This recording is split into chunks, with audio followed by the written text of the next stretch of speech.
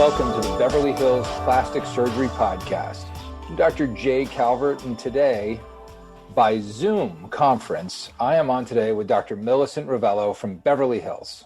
How are you doing, Dr. Ravello? Hello, I'm good. Greetings from Beverly Hills.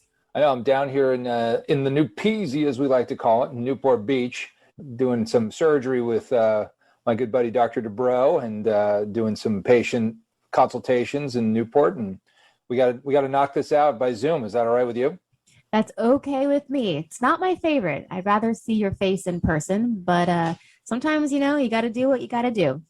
Well, this week, Dr. Ravello, and I didn't know about this as much as you didn't know about it. My high school classmate sent me a congratulations for being in the top plastic surgeons ranked on by Newsweek. That's incredible. I did not know about this list. I didn't know I was on it, and I would have never even known about it if she hadn't sent it to me. You'd think they would tell you about that. Even an email, like, hey, guess what? Somebody thinks you can actually do these operations. It's a good thing.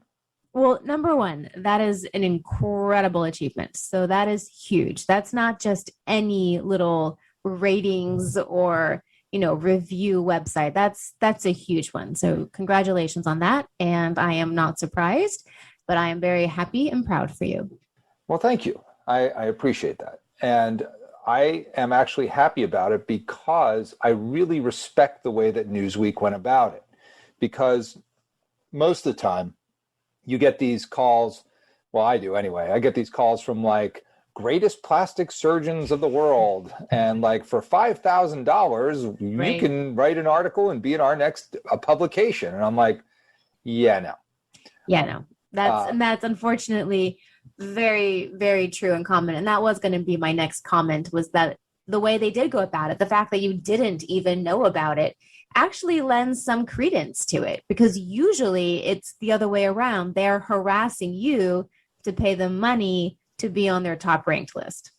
Right. And that is usually the way that it goes. But this was a survey, I think they said of, it's either 3,000 or 5,000 plastic surgeons of who they did 4 procedures. It was liposuction, facelift, rhinoplasty, and breast augmentation.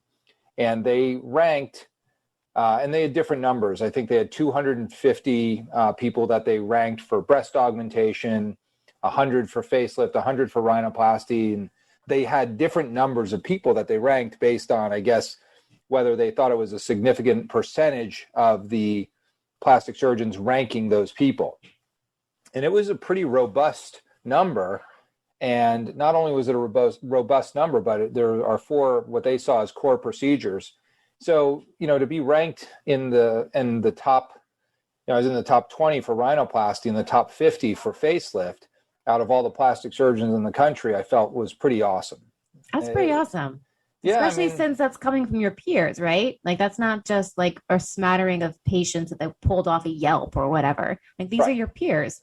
Yes. And we always talk about on this podcast, is if you want to find out where to get a great doctor, you should ask a great doctor.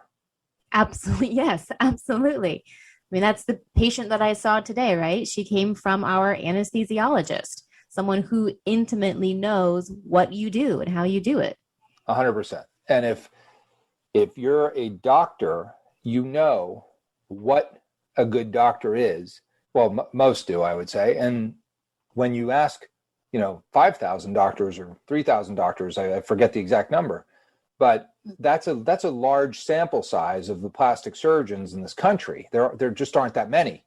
And so when they come up with the same names over and over again to the tune of, these, 100 core people, it is something you can kind of hang your hat on. It doesn't mean you as a patient are going to get a good operation.